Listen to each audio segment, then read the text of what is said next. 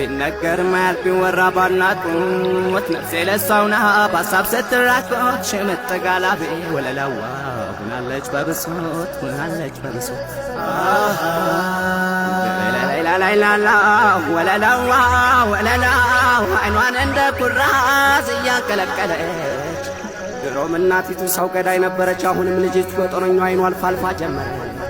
አንድ ቀን መሽቶባት ከኛ ቤት ባደረች አሳያት ነበር ወለላዋ ወለላ ወለላ ባልተደረደረች